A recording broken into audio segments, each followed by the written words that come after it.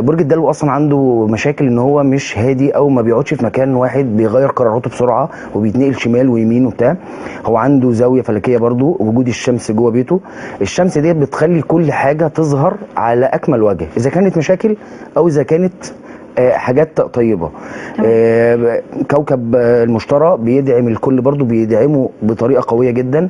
هو خلاصه التعريف لبرج الدلو، هو الشهر ده شهر الحظ والحب والمال، وهو عنده مشاكل في الثلاثه سابقين. الشهر ده باذن المولى عز وجل اموره هتتغير على اكمل وجه.